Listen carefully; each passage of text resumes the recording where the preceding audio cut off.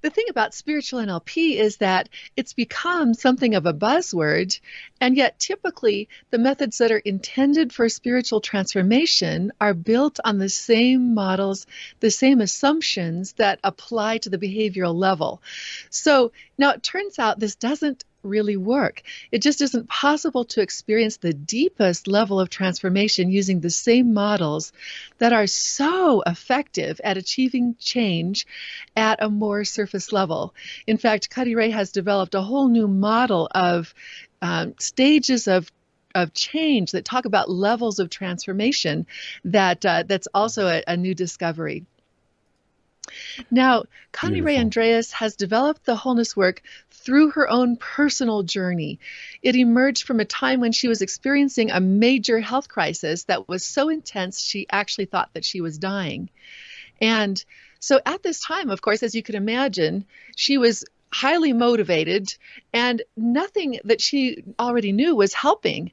And so she was willing to really let go of everything that she already knew and explore then what she didn't already know. And so she thought, well, spirituality, it helps a lot of people, so maybe it'll help me.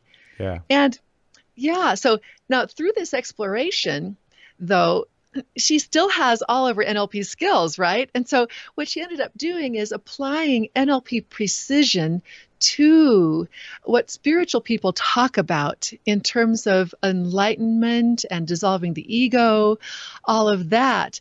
And so what we end up with here is a really precise, step-by-step, reliable path that can lead towards the kinds of states that the spiritual people are talking about. So you mentioned a term earlier, which I would, invite you to explain a little bit. Okay. Yeah. So one way to think about it is that there are stages of transformation.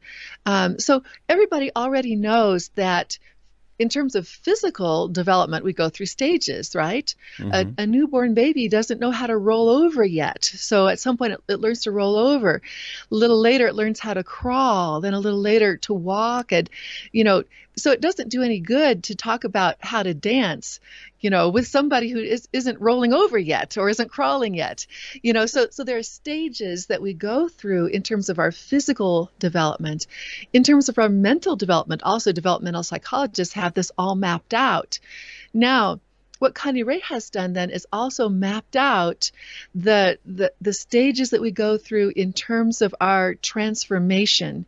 And she has actually 6 dimensions, you could say, of a progression of stages that we go through for our personal transformation.